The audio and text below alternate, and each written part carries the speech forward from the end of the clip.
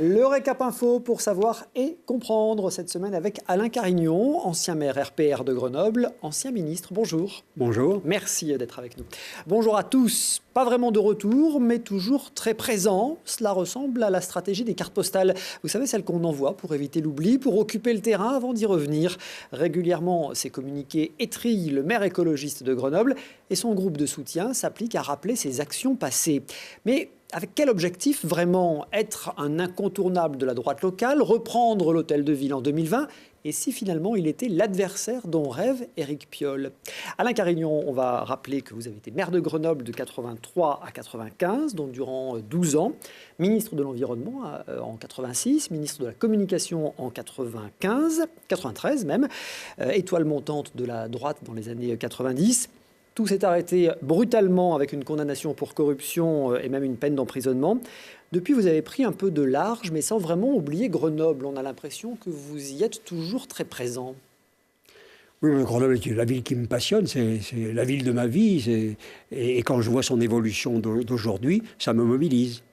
Donc vous êtes encore très présent, certains disant en coulisses. Moi, j'ai envie de dire de moins en moins en coulisses. Pas du tout en coulisses. Moi, je suis responsable des Républicains de Grenoble. J'agis publiquement. Je fais mes réflexions publiquement. Je constate que Grenoble est dans une crise morale, parce que la municipalité n'a pas tenu ses 120 engagements. Au contraire, elle les a trahis. D'ailleurs, des membres de sa majorité l'ont dit. Une crise économique, parce qu'il y a une régression économique, des pertes d'emplois considérables. Et puis aussi une crise sociale. On a une paupérisation qui s'accélère de la ville. On a une perte de la valeur des biens et un bétonnage qui produit des effets très négatifs. Donc ces trois crises appellent une réponse et c'est pour ça que je suis là. On aura l'occasion de faire le bilan de la mandature Piolle, qui n'est pas encore complètement finie. J'aimerais quand même qu'on parle de vous. Vous êtes un proche de Nicolas Sarkozy. Vous avez été ce qu'on appelle un régulier visiteur du soir, un proche conseiller à l'époque où il était à l'Élysée. Aujourd'hui, l'étau judiciaire se resserre autour de Nicolas Sarkozy. Vous dites quoi? C'est de l'acharnement? La justice est partiale? Écoutez, je ne juge pas la justice, je constate. Par exemple, en ce qui concerne François Fillon, qui a eu une action judiciaire concentrée pendant les 15 jours ou 3 semaines où il était candidat à la présidence de la République, et depuis qu'il a échoué, il n'y a plus d'action judiciaire. Donc il y a un certain nombre d'actions judiciaires qui sont en tout cas opportunes, politiquement parlant. Sur Nicolas Sarkozy. Quant à également, Nicolas Sarkozy, je lui fais totalement confiance. Il a la capacité, il saura se défendre et démontrer son innocence dans des dossiers qui sont abracadabrants. Vous le voyez régulièrement encore? Oui. Il pourrait revenir en politique ou il a définitivement tourné la page? Alors vous en parlez. Il s'en exprime. Vous en parlez. Il s'en est exprimé lui-même. Il a dit ce qu'il en était. Et il est toujours passionné par la France, passionné par le destin de notre pays, passionné par les Français et très attentif à ce qui se passe dans son pays. Parlons un peu de vous, Alain Carignon.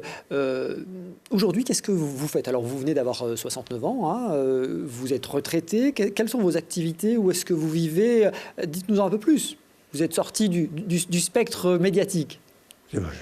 Je suis un homme normal, comme dirait François Hollande, et donc j'ai une vie normale à mon âge, mais par contre une vie de citoyen attentif et engagé, observateur de la vie publique grenobloise, et inquiet, très inquiet. Donc vous vivez à Grenoble, par exemple, dans quel quartier? La plupart du temps, oui, mais je me déplace beaucoup. Dans quel quartier est-ce que vous vivez? Dans le centre. Dans le centre de Grenoble. On avait passé un temps de votre vie au Maroc. Ah oui, ma femme est installée au Maroc depuis 20 ans et elle y demeure. Vous y avez encore des activités économiques? Non, j'ai des activités de conseil en France. On va évidemment évoquer la vie grenobloise et vos ambitions peut-être pour les municipales 2020, vous nous direz tout ça. On va se pencher sur plusieurs dossiers, l'actualité est dense. On va rentrer dans le détail des dossiers grenoblois, mais avant ça, quel bilan global vous tirez de la mandature d'Éric Piolle? Comment vous la qualifieriez? Je dirais qu'Éric Piolle s'est mis dans une impasse du fait de son caractère idéologique et dogmatique. Et cette impasse produit des effets négatifs considérables dans la manière dont la ville est gérée. Il a eu une sorte d'arrogance idéologique et n'a pas fait preuve de pragmatisme pour s'adapter aux réalités. Il y a des réalités, ces réalités-là, elles apparaissent clairement aux yeux des Grenoblois. C'est ce que je vous indiquais, c'est la régression économique, c'est l'attractivité qui est en berne de la ville, c'est l'abandon en ce qui concerne la propreté, l'insécurité, l'embellissement de la ville. Tous ces dossiers-là ont été laissés en jachère et on a plaqué une sorte de réalité virtuelle là-dessus pour expliquer ce qui se passerait en 2030, en 2040, en 2050, comme si les élus municipaux connaissaient les réponses sur les modes de vie dans ces années-là. Donc il y a un bilan extrêmement négatif. Donc on va faire le point, on va prendre les dossiers les uns après les autres. Le projet cœur de ville, cœur de métropole défraye la chronique, c'est l'élargissement de cette zone piétonne entre la caserne de Beaune, la place Victor Hugo, la place Grenette. C'est un dossier qui est porté par la métropole, qui a d'ailleurs récemment fait un premier bilan sur les effets de ces chantiers en matière de fréquentation du centre-ville. Cette réorganisation n'a pas de conséquences en matière de fréquentation ou de fermeture de magasins. C'est ce qu'ont dit le président de la métropole et le maire de la ville. C'est des fake news, c'est-à-dire c'est des fausses informations. La réalité de la ville, c'est une dégradation considérable, des pertes d'emplois énormes. On peut évaluer à plusieurs milliers dans le commerce et dans les services. Une perte d'attractivité, je le disais, considérable, parce qu'il y a une sorte de message anxiogène qui a été passé à l'extérieur sur la façon de gérer Grenoble, qui a fait qu'on a éloigné des consommateurs éventuels pour leur arrivée à Grenoble. Et les baisses sont, d'ailleurs, les journaux qui enquêtent sérieusement le démontrent, les baisses sont considérables. Mais vous avez du coup des indicateurs, des chiffres écoutez, à nous vous avez les témoignages qui sont parus dans le Dauphiné libéré démontrent cela. Il suffit d'interroger les commerçants pour le savoir. La réalité de la ville, c'est une paupérisation qui se manifeste dans le commerce, dans les services, par la perte de la valeur des biens, par le départ des familles moyennes, parce qu'on n'assure plus la mixité des déplacements et des accès. C'est cela qu'il faut rétablir. C'est d'ailleurs ce que nous proposerons de rétablir, de façon à ce que, bien entendu, les modes doux soient privilégiés de déplacement, mais qu'on puisse aussi réserver une possibilité d'accès à ceux qui travaillent, aux familles qui vivent, pour que la ville reste cet ensemble mixte dans lequel il fait bon vivre. Après cette conférence de presse récente de la métropole sur les taux de vacances des commerces en centre-ville, vous avez dit ce sont des cris de victoire qui sont indécents. C'est une provocation, c'est indécent. Il y a des dizaines et des dizaines de commerces qui restent ouverts avec une petite affichette « fonds de commerce à vendre » qu'ils ne peuvent pas vendre. Il y a des dizaines et des dizaines de commerces qui ne prennent plus de salaire, qui ne sont plus en capacité de le faire. Et donc, c'est une situation dramatique pour un certain nombre d'entre eux. Je vous rappelle que, pas seulement dans le centre-ville, mais cours de la Libération, il y a un commerçant de ménager qui est décédé parce qu'il dormait dans sa boutique et qu'un incendie de règlement de compte à côté a produit sa mort. Donc, on est vraiment dans une situation extrêmement difficile. Ça, c'est la réalité de la ville. Et je trouve que cette publicité qui est faite, cette communication provocante qui est faite par les élus, a quelque chose effectivement de très choquant. Mais vous-même, Alain Carignon, dans les années 80, quand le tram est arrivé sur le centre de Grenoble, ça n'a pas fait que des heureux parmi les commerçants. Il y avait des réticences, il y avait des craintes. Écoutez, vous vous rendez compte, monsieur, la première ligne de tramway dans l'hypercentre, la plus difficile, le plus tendu, le plus commercial, pas un rideau de commerçants de baisser, des indemnisations hebdomadaires que je conduisais moi-même avec des avances sur perte de chiffre d'affaires, une communication extérieure à la ville pour dire Grenoble vous accueille avec des systèmes de communication pour permettre d'accéder à la ville. Là, c'est tout le contraire. La ligne E de tram plus les travaux d'aujourd'hui sont catastrophiques pour Grenoble. Les annonces sur l'autoroute qui indiquent qu'il ne faut pas venir au centre-ville. Tout est fait pour l'absence d'accès. Or, une ville a besoin de développement, a besoin d'être attractive, a besoin d'accueillir des personnes, et cela, c'est ce qui lui fait défaut et qui a des conséquences considérables sur l'emploi. Entendu sur les conséquences économiques, sur le fond de ce projet cœur de ville, cœur de métropole, quand même un centre-ville plus apaisé, plus ouvert aux piétons, aux mobilités douces, plus de végétaux, quand même, on ne peut pas être hostile à cet objectif. La zone piétonne actuelle est mal entretenue. Elle est envahie par des personnes de tout acabit. Elle n'est pas propre. Elle n'est pas sûre. L'insécurité est considérable. Donc il eût fallu d'abord gérer cette zone correctement avant de l'étendre. Et ne pas l'étendre en tache d'huile, mais en étoile, de façon à ce qu'elle demeure accessible. Là, on a une sorte de politique qui est totalement hors de toute adaptation à la réalité. Pour vous, on organise la fermeture de Grenoble. C'est la fermeture, c'est l'image de fermeture de Grenoble qui est produite à l'extérieur, qui elle-même produit une image extrêmement négative pour la ville. Bon, la place Grenette refaite, la place Victor Hugo qui sera relookée, quand même ça trouve grâce à vos yeux, il y en avait besoin, non ? Écoutez, moi je lui reproche d'avoir trompé et désespéré les Grenoblois et d'avoir, au maire, d'avoir une politique de boutiquier pour satisfaire une partie de clientèle. Je crois qu'un maire, bien entendu, il est élu par une partie par des partisans, mais il a vocation à être le maire de tous. Or, il doit être aussi le maire de l'activité économique, le maire du développement, le maire qui permet à la ville d'attirer et de recevoir. Bien entendu, les villes seront désormais des villes apaisées, des villes équilibrées, mais Grenoble n'est ni apaisée ni équilibrée. C'est une ville dans laquelle il y a 8000 actes de délinquance de plus que dans une ville de la même catégorie en 2015, si on en croit le ministre de l'Intérieur. Alors précisément, parlons de sécurité. Vos solutions, ce serait quoi ? D'armer la police municipale, d'accroître les effectifs, de mettre de la vidéoprotection ? Oui, mais c'est pas tout. C'est une série de mesures considérables. Je répète le chiffre, 8000 actes de délinquance de plus. On fait quoi ? 8000 de plus. L'annonce de suppression des caméras de vidéoprotection a été catastrophique, irresponsable. Les délinquants ont reçu cela comme un permis d'agir. C'est donc de la part d'Éric Piolle une responsabilité considérable qu'il a prise. Donc bien sûr, les caméras de vidéoprotection, bien sûr la police renforcée et armée, mais également le captage des numéros d'immatriculation des voitures volées, de façon à pouvoir les repérer. Je proposerai la création d'un syndicat intercommunal pour lutter contre l'insécurité, de façon à ce que les communes qui se mettent d'accord pour avoir des caméras de vidéosurveillance en commun reliées à la police nationale s'organisent ensemble, de façon à lutter. Et puis, bien évidemment, il s'agit aussi d'habiliter les gardiens des HLM pour délivrer des contraventions, comme ça se fait dans certaines villes, demander aux cadres municipaux de nos établissements qui veulent être habilités, d'être aussi habilités à dresser procès-verbal, le maire de convoquer les familles des délinquants mineurs pour leur donner des avertissements, éventuellement des amendes, et si cela se poursuit, de demander à la justice de prononcer leur expulsion, comme cela se fait dans certaines villes. Par exemple, de faire la gratuité des transports en commun aux policiers, aux CRS, aux gendarmes, de façon à ce que le plus possible de forces de l'ordre circulent aussi dans les transports en commun. Il y a une série de mesures qui doivent être prises par la ville directement pour montrer qu'elle souhaite lutter contre cette délinquance. Vous le savez, à Grenoble, il y a une progression des mafias de toutes sortes qui prennent en main les quartiers.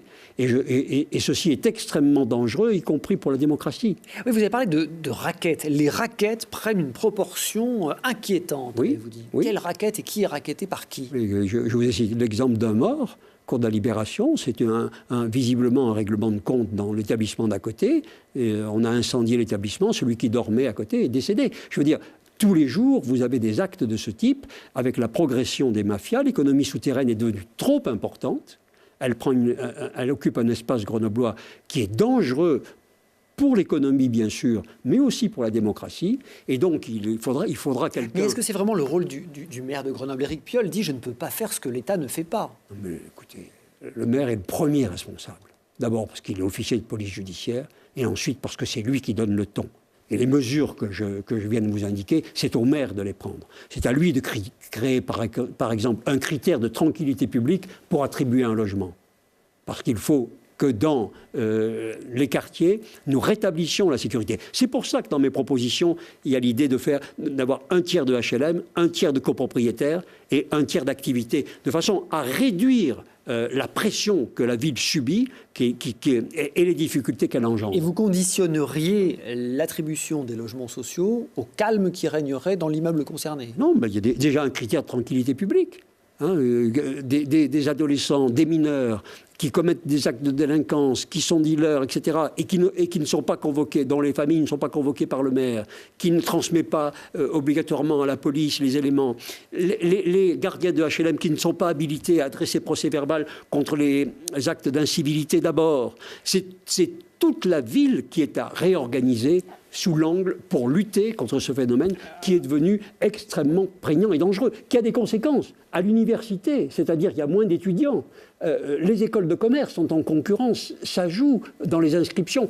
Le phénomène d'insécurité dont Grenoble est la victime, avec ses 8000 actes de délinquance de plus que dans une autre ville, c'est un phénomène qui joue dans la répulsion.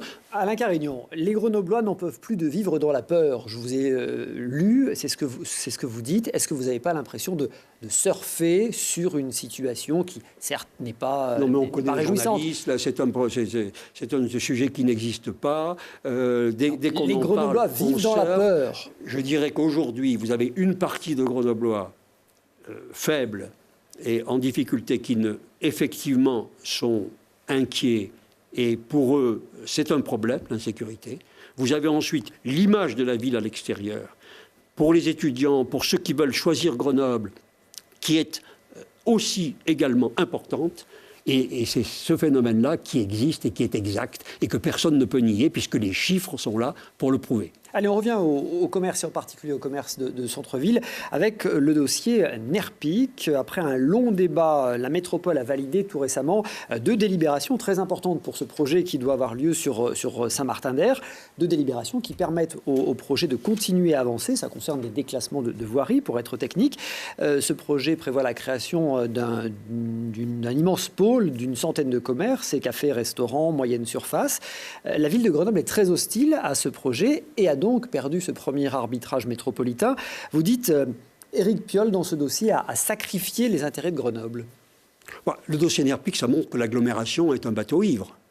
On a d'une part l'agglomération, la majorité, l'exécutif qui a décidé d'être élu sur une politique de décroissance, de mode de déplacement doux, de transition écologique, de baisse de la consommation générale, etc. Ça, c'est la politique de la métro. Et puis, elle décide, cette métro, d'installer à la porte de Grenoble 24 000 mètres carrés de surface commerciale, bien accessible aux voitures, avec beaucoup de stationnement et avec une consommation effrénée. Alors, si cette agglomération-là, ce n'est pas une agglomération ivre, ce n'est pas une métro ivre, je crois que personne ne comprendra. Et le maire de Grenoble, qui est le premier groupe de la majorité, le premier groupe, dont les adjoints au maire sont vice-présidents de la métro à des postes clés, y compris d'ailleurs le logement, etc. L'urbanisme qui est une vocation de la métro, qui est de sa compétence. Vous dites qu'ils auraient dû démissionner, ces vice-présidents grenoblois. Mais écoutez, si le maire de Grenoble décider qu'il n'y ait pas, que Nerpic, que les 24 000 mètres carrés ne se fassent pas, comme il est le premier groupe de la majorité, il indique qu'il y a rupture de contrat de cette majorité avec ce projet, et ce projet ne se fait pas. Vous parlez d'une catastrophe pour le commerce du centre-ville à Grenoble, on en est à ce point ? Mais écoutez, c'est l'achèvement. Le commerce de Grenoble est en difficulté aujourd'hui, les services, les activités de ce type sont en difficulté aujourd'hui sans Nerpic. En 2020, avec 24 000 mètres carrés de surface commerciale aux portes de Grenoble, c'est évidemment une catastrophe. Je dirais que si le maire était pragmatique, il reverrait lui-même son plan de circulation pour éviter que, à l'entrée de Grenoble, les consommateurs soient renvoyés à Saint-Martin-d'Air et à Nerpic. Et lors du conseiller métropolitain, le maire de Grenoble, Éric Piolle, a lui-même dit accepter ce projet Nerpic est un contresens historique funeste. Oui, mais ça ne s'agit pas seulement de le dire. Les paroles n'ont aucune valeur. Quand on est dans l'exécutif de la métro, quand on prône une politique, quand on impose une politique de décroissance à Grenoble, et quand on impose des modes de déplacement uniques à Grenoble, on n'admet pas que la métro, dont on est le premier groupe, mène la politique contraire. Alors, il y a quand même un dossier qui va trouver grâce à vos yeux, qui va vous satisfaire, c'est la 480 et le rondeau. Les travaux devraient débuter l'an prochain, la requalification du rondeau, le recalibrage de la 480, qui vont contribuer à fluidifier au moins un peu le trafic. Grenoble dispose du 5e bouchon national et du 7e bouchon national. Nous ne sommes pas, que je sache, la 5e et la 7e ville de France. Cette situation est due à qui? Aux majorités socialistes, avec les Verts, qui dirigent l'agglomération depuis 22 ans. C'est leur bilan. Et ces 2 bouchons, ce sont les premières causes, les 2 premières causes de pollution automobile de l'agglomération grenobloise. Mais ces travaux vont se faire, du coup. Qui a créé ces 2 pôles, ces 2 sources de pollution? Les élus qui gouvernent la métro actuellement. Donc vous dites quoi? On a perdu 20 ans? On a perdu 20 ans et on ne va pas les rattraper. Parce qu'en 2023, si tout va bien, si les recours, il n'y en a pas trop, en 2023, on sera dans la situation où on aurait dû être en 2005. Mais d'ici là, la circulation aura continué à croître et les problèmes ne sont pas résolus. C'est pour cela d'ailleurs que sur ce sujet aussi, nous allons faire des propositions d'ampleur pour que l'agglomération reprenne de l'avance. Alors voilà, vous avez parlé de solutions fortes et innovantes à l'occasion de la prochaine alternance. Alors, c'est quoi? C'est une nouvelle rocade nord? Vous allez nous ressortir les vieux dossiers qui ont échoué? Écoutez, les vieux dossiers qui ont échoué, c'est parce qu'ils n'ont jamais été conduits. Il y a eu une volonté de freiner l'attractivité de l'agglomération grenobloise. Sur ces sujets-là, nous allons mettre des déplacements, nous allons mettre un plan d'ensemble. Alors comment on fait sauter les bouchons à Grenoble? Une ou 2 pistes. Non, mais il nous faut un plan d'ensemble. Il n'y a pas que les bouchons.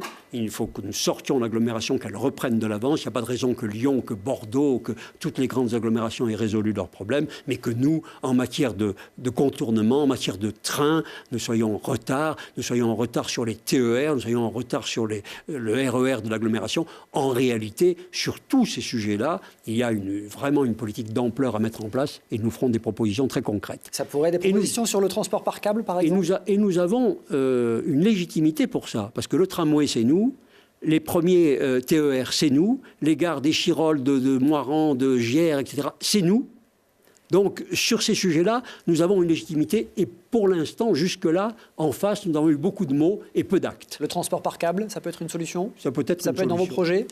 C'est peut-être une solution, mais il faut reconnaître que jusque-là, quand on voit le projet qui se fait entre Saint-Martin-de-Binoux et Sassenage, c'est quand même extrêmement limité.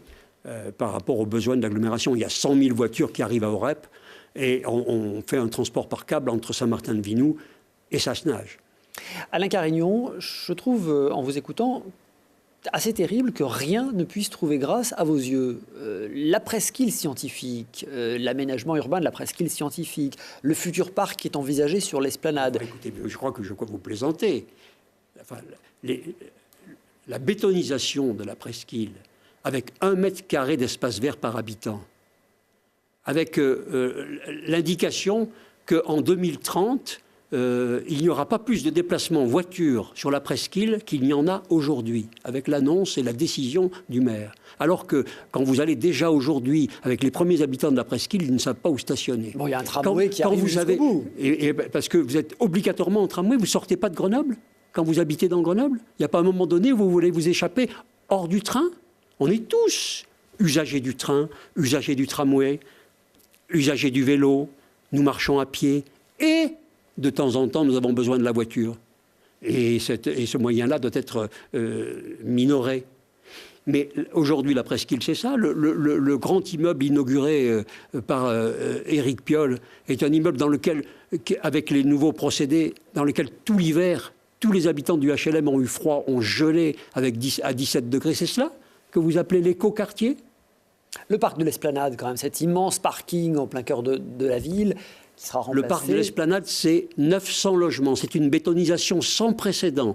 Pire que celle de Destaut, parce que celle de Michel Destaut était sur un espace plus large. C'est aussi un parc de nous avons en projet la dernière ceinture verte de Grenoble, au nord de Grenoble, 140 platanes qui doivent être abattues au nord de l'Esplanade. C'est ça le projet de l'Esplanade dans sa réalité. Donc nous avons vraiment, au contraire, Grenoble a besoin. Grenoble, vous savez, n'a plus que moins de 12 mètres carrés d'espace vert par habitant, alors que la moyenne nationale des grandes villes est de 48.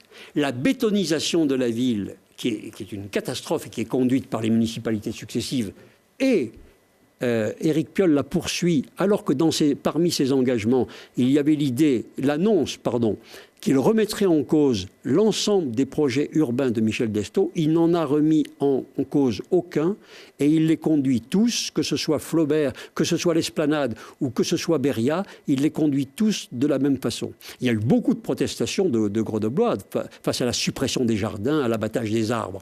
Bon, j'ose à peine vous interroger sur le plan de sauvegarde des services publics ou sur la graine de projet concernant le centre de Grenoble. Le plan de sauvegarde, ça me permettra de parler des finances. On peut parler du plan de sauvegarde. L'objectif, c'était d'économiser 14 millions d'euros en fonctionnement sur 2 ans, de faire face aux baisses de dotation de l'État. Toutes les collectivités savent parfaitement qu'il faut faire des économies. L'objectif, c'était de tenir la tête hors de l'eau. Grenoble, et le maire l'a annoncé lui-même, est au bord de la faillite, puisqu'elle est au bord de ce qui s'appelle le dépôt de bilan pour une entreprise privée. Je n'ai pas entendu Éric Piolle dire ça, mais... Il a dit qu'elle était prête à être mise sous tutelle. C'est la même chose. C'est le même règlement que pour une collectivité. C'est le bilan de la municipalité d'Estaut qui a fait de Grenoble la première ville de France pour l'impôt par habitant et qui a fait de Grenoble la première ville de France pour les dépenses de fonctionnement. Éric Piolle, lui, il a fait passer entre 2014 et 2015 le taux de remboursement de la dette à 52 ans. Lui, il a augmenté la dette. Il a effectivement fait ce plan de rabotage comptable qui permet de tenir. Il va recevoir en 2018 6 millions d'euros de vente d'actions de GEG. Il pourrait dire merci à nos municipalités qui, grâce à la société d'économie mixte qu'ils ont combattue, a permis de valoriser et donc d'avoir de très très belles recettes pour la ville de Grenoble qui permettent d'aller jusqu'en 2020. Mais aucun des problèmes fondamentaux de Grenoble, de réorganisation municipale, du périmètre, de modernisation, aucun de ces sujets n'a encore été abordé pour que la ville ait la capacité d'agir. Il y a ce que vous avez appelé graine de projet, c'est-à-dire en réalité, c'est le bradage à la sauvette d'un peu de patrimoine municipal à quelques amis. Mais ce n'est pas à la hauteur des enjeux de la ville de Grenoble. Allez, Alain Carignon, on en vient précisément à votre projet. J'entends bien que vous êtes très, très critique. Vous faites aussi des propositions. Vous avez parlé d'un Big Bang municipal pour convaincre les Grenoblois d'une alternance en 2020. D'abord, soyons très clairs. Est-ce que vous serez candidat ou est-ce qu'aujourd'hui vous êtes candidat pour être tête de liste au municipal de 2020 ? Ce que je sais en tout cas, c'est que Grenoble a besoin de courage. Oui ou non ? Je ne lâcherai pas ma question. J'attendrai une réponse. Grenoble a besoin de courage parce qu'il y a une gangrène profonde. Grenoble a besoin d'expérience, parce qu'il va falloir agir vite et donc être prêt. Grenoble a besoin de mesures concrètes immédiates, parce que sur la propreté, sur la sécurité, sur l'embellissement, sur l'attractivité, il va falloir aller vite et être précis. Grenoble a besoin d'une nouvelle frontière, d'un nouvel espace. Vous savez, j'ai lancé cette réflexion sur l'intelligence artificielle, parce qu'il y a la transition humaine qui arrive, et donc il faut que sur ces sujets-là, Grenoble puisse être dans la course. Et pour tout ça, donc, vous êtes sur ces sujets-là, candidat. Ouais, vous voulez dire, que j'appartiens à l'ancien monde, j'ai été condamné, je suis courage, d'expérience et d'éléments concrets. Et je me dis, vous êtes en train de dresser votre autoportrait. En tout cas, ce que je peux vous dire, c'est que le monde auquel j'appartiens est celui qui a réalisé une cinquantaine de grands équipements sur lesquels Grenoble vit aujourd'hui. Et ce monde-là, ce monde concret, on en a besoin. Et puis, ce que je vois, c'est que nous avons besoin de propositions décapantes, innovantes, fortes, qui permettent aux Grenoblois de comprendre que nous allons pouvoir requalifier la ville sous tous ses aspects. Alors, c'est ce que je prépare. Rentrons dans le détail. Vous voulez profiter d'une meilleure répartition des services publics dans la ville pour que cette nouvelle répartition devienne un outil de reconquête de la ville, permette de reprendre la ville. On en est là. Vous voulez notamment reconquérir les quartiers sud. Pas seulement. Je veux dire, la ville est déséquilibrée et maintenant gangrénée. Donc, il nous faut utiliser les services municipaux pour requalifier les quartiers. La politique urbaine qui est conduite depuis une vingtaine d'années a échoué complètement. elle ne fait aucun bilan. Elle investit des milliards de réhabilitation, mais elle ne dit pas combien de personnes elle a sorti de la pauvreté, combien de personnes elle a intégrées, assimilées. Moi, ce que je souhaite, c'est qu'aucun des quartiers n'ait plus de 1/3 de HLM. Ça signifie 1/3 de HLM, 1/3 de logements vendus à leurs occupants et 1/3 d'activité. Et ce tiers d'activité, comme aucune industrie ou aucun service ne va y aller au départ, c'est la ville qui va commencer. Que la mairie s'installe à Villeneuve, que GEG s'installe à Jouot, que le service des eaux, la police municipale s'installe à Mistral, que l'agence d'urbanisme qui a conçu Villeneuve, au lieu d'être rue des Diguières, s'installe à Villeneuve, et que ces locaux libérés permettent d'avoir des recettes qui nous permettent, ces recettes, de faire face aux besoins de la ville. Que Alpexpo soit, dans un appel d'offres international... Là, vous voulez vendre Alpexpo. Vendu à un grand opérateur, de façon à ce que nous ayons à nouveau des grands congrès, que nous ayons à nouveau beaucoup d'expositions, et que, par là même, nous ayons des recettes. Quand vous pensez que le projet de la ville aujourd'hui pour Alpexpo, c'est comme l'espace est trop grand, elle veut construire des logements. C'est-à-dire le sud de Grenoble, c'est ce dont il a besoin aujourd'hui. Il a besoin d'une densification supplémentaire. Tous ces déménagements, la mairie, la police municipale, le siège de GEG, comment on finance? Mais c'est une recette, ce n'est pas un financement. Puisque tout ce patrimoine... Donc le patrimoine libéré permettrait de financer le déménagement. Mais plus que cela. Puisqu'évidemment, la valeur d'Alpexpo est énorme, la valeur de l'hôtel de ville est énorme, mais par contre, l'installation dans les quartiers est bien moins coûteuse. Mais par contre, quelle requalification? Si nous avons des employés qui vivent dans les quartiers, qui vont y travailler tous les jours, si nous donnons aussi la possibilité de rapprocher l'emploi de ces quartiers. C'est donc vraiment une redistribution. Et puis, on ne peut pas continuer avec une ville hypertrophiée comme elle l'est aujourd'hui, avec une bureaucratie qui n'est plus adaptée à l'organisation moderne. Il faut donc vraiment redéployer, réorganiser. Faire des économies en matière de fonctionnement, c'est possible dans une ville comme Grenoble? Je crois qu'il faut surtout dégager de nouvelles recettes. On a besoin de rétablir les bibliothèques là où elles ont été supprimées par la municipalité Piolle. On a besoin de rétablir les services de proximité. On a besoin d'investir sur la propreté. On a besoin d'ouvrir les déchetteries, non pas seulement aux heures de bureau, mais on a besoin de ramasser. Mais les nouvelles recettes, vous me parlez de nouvelles recettes. Mais c'est ce que nous évaluons entre 150 et 200 millions d'euros les nouvelles recettes dégagées par cette opération de réorganisation. Il faut donc réouvrir les déchetteries, il faut que les grandes bibliothèques puissent être ouvertes le dimanche pour les étudiants et tous ceux qui veulent étudier. Il faut que nos services soient beaucoup plus ouverts. C'est vraiment une autre conception de la ville au service des Grenoblois. J'entends bien, hein, c'est un programme de reconquête de l'hôtel de ville, hein, même si vous ne le dites pas encore tout à fait comme ça, mais on sent bien que vous vous positionnez en vue de 2020. Vos réseaux sont encore actifs à Grenoble, vos communiqués de presse sont très réguliers. Pourtant, aujourd'hui, l'opposition de droite à la ville de Grenoble, elle est conduite par Mathieu Chamussy et lui seul. On l'écoute et vous réagissez. Là, il a fallu être réactif et on... Dans l'opposition municipale, il n'a pas de rôle puisqu'il n'est pas élu. Le groupe que je préside fait ce travail d'opposition, de proposition. Il a été le maire de cette ville il y a 20 et quelques années. Donc s'il estime devoir s'exprimer, c'est un citoyen comme les autres et il a le droit de le faire. Je suis comme vous, je lis la presse et j'ai vu qu'un certain nombre de personnalités de l'ancien monde, j'allais dire quasiment du paléolithique, et des tout nouveaux se verraient bien soit revenir, soit prendre la place. Oui, heureusement, la politique fait encore rêver un certain nombre d'hommes qui ont envie de s'engager, qui ont de l'ambition. Donc on va voir, la course est lancée. On verra qui c'est qui arrivera au bout.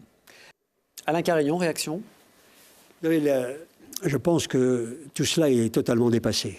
Je veux dire, les Grenoblois sont à un autre niveau de réflexion. Et vous entendez bien que votre propre camp ne souhaite pas un autre niveau de retour. réflexion. La situation de la ville est grave, tout le monde en a conscience. Soit nous avons un diagnostic commun avec les Grenoblois que nous partageons sur où nous en sommes. Et nous avons ensuite un projet commun avec des femmes et des hommes qui sont représentatifs de la ville. Je crois que les partis n'auront pas un grand rôle probablement pas drôle du tout. Il ne s'agit pas de remplacer un parti par un autre ou un dogme par un autre. Il s'agit de réunir toutes celles et tous ceux qui font la ville d'aujourd'hui et la ville de demain pour qu'ensemble, à partir du diagnostic et d'un projet ambitieux, très ambitieux, on requalifie, je ne trouve pas d'autre terme, Grenoble dans la compétition externe et en interne.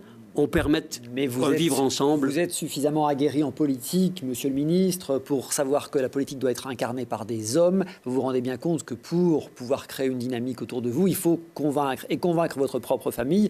Pour l'instant, on sent bien que ce n'est pas gagné. Ce n'est pas une question de parti. C'est vraiment...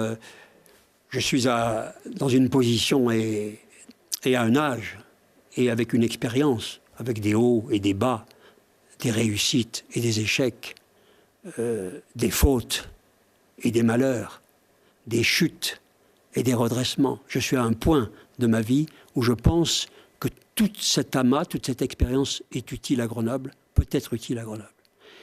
C'est ensuite aux Grenoblois de décider ce qu'ils souhaitent. Vous dites je suis le plus moderne, je suis le plus moderne, j'ai lu ça. Oui, dans les propositions, oui, incontestablement. Parce que nous avons travaillé avec des collectifs de citoyens très importants et que nous avons des propositions qui sont les plus décapantes, les plus innovantes. Et nous en aurons d'autres. Maintenant, il faut que les Grenoblois aient la même analyse et que nous partagions avec eux ce projet et surtout que nous le bâtissions avec eux et toutes les forces de la société civile grenobloise qui sont, me semble-t-il maintenant, très déçues de ce qu'elles vivent et qui aspirent à un renouveau. Très déçu aussi de l'opposition de droite à la ville. Comment vous jugez le travail qui est fait par Mathieu Chamussi? Vous étiez en 9e place sur sa liste. Oui, je veux dire, tout ceci... Vous avez suivi ça? Tout ceci est derrière nous aujourd'hui. On est dans la phase... Mathieu Chamussi est derrière? Non, je veux dire, tout ceci, c'est ce que vous évoquez là, est derrière nous. On est dans la phase aujourd'hui où les Grenoblois, d'abord, sont exsangues, en colère, vraiment... Je vous ai lu plus sévère. Je vous ai lu disant ils ne proposent rien de neuf. Non, ils sont choqués par la situation de leur ville. Ils sont choqués. Il faut marcher dans Grenoble pour voir combien les Grenoblois sont choqués par l'évolution de leur ville, parce que l'on en fait. Alain Carignan, je vous interroge sur l'opposition actuelle. Mais ce que vous indique, vous dites les propositions de Mathieu Chamussi, c'est de l'eau tiède. Non, mais ce que je veux dire, c'est qu'aujourd'hui, il faut un projet d'ampleur qui répondent aux besoins de la ville, et c'est ce sur quoi nous travaillons. Nous avons, à cet égard, une légitimité, car quand nous avons conduit Grenoble dans les années 80, nous l'avons conduit sur les sommets. On est dans les confidences. Est-ce que, je le disais en introduction, est-ce que finalement vous n'êtes pas le candidat de droite dont rêve Éric Piolle? Vous l'entendez pas, le slogan déjà, c'est le retour du corrompu? Oui, mais ça, vous savez, ça c'est ce que les journalistes et puis bien sûr l'extrême gauche, c'est son travail, si j'ose dire. Mais d'abord, je n'ai de leçons à recevoir de personne, enfin, en tout cas pas de ce camp dans ces domaines-là. Pour ma part, j'ai commis des fautes. J'ai chuté, j'ai payé, je suis réhabilité par la justice, comme tout citoyen, normal, et je n'ai aucune leçon à recevoir de ces personnes. Autre écueil qui pourrait se présenter, la ville a beaucoup changé sociologiquement depuis 94-95. Est-ce que cette ville peut encore voter à droite ? Et moi, je ne demande pas à Grenoble de voter à droite. Je suis probablement l'avenir de la gauche quand on voit la politique qui est conduite par Éric Piolle. Parce que les bibliothèques, l'asphyxie de la culture, je pense que notre politique, celle que nous avons conduite, nous, elle répondait à d'autres préoccupations qui sont celles, en général, des électeurs de gauche. La question n'est pas que la droite conquiert Grenoble. La question n'est pas qu'un parti remplace un autre, qu'un dogme remplace un autre dogme, comme c'est le cas actuellement. La question, c'est quelle analyse nous avons du Grenoble d'aujourd'hui et comment nous le voyons ensemble demain. Et puis, il y a une nouveauté encore dans le paysage local, c'est l'avènement de La République En Marche. Oui, mais là encore, c'est le même sujet. On ne va pas élire un maire républicain, un maire En Marche ou un maire socialiste ou un maire vert parce qu'il est socialiste, En Marche, républicain ou vert. On va élire et décider d'un projet pour Grenoble. Et ce projet pour Grenoble, il faut qu'il soit partagé, il faut qu'il soit ambitieux, il faut qu'il réponde aux besoins de la ville. Et il faut du courage, je vous l'ai dit, parce qu'il faut faire face à une gangrène très importante et il faut du courage et de l'expérience, j'en suis convaincu, pour aller vite, parce que la ville est très en difficulté. Voilà qui ressemble à un début de programme, j'ai bien compris. Vous commencez à sonder, à recruter des personnes qui pourraient éventuellement être sur leur liste. Quels sont les profils que vous recherchez autour de vous? Non, mais la nouvelle équipe de Grenoble, ça doit être une équipe représentative de la ville. Sinon, ce n'est pas la peine. Donc pas forcément encarté dans un parti, j'ai compris. Surtout de pas, la société civile. Probablement pas, en tout cas de façon minoritaire. Mais il faut donc que dans les quartiers, dans la ville, et pour cela, c'est la noblesse de la politique, c'est un débat d'idées. Il faut faire partager ces idées, se nourrir de celles qu'on vous apporte pour définir un projet qui corresponde au maximum et qui corresponde à l'intérêt général. Alain Carignon, merci d'avoir été l'invité du Récap Info. Merci à tous de votre fidélité. Retrouvez-nous tout de suite sur Internet, sur les réseaux sociaux, avec Alain Carignon pour le bonus, le supplément du Récap Info, et la semaine prochaine avec un nouvel invité.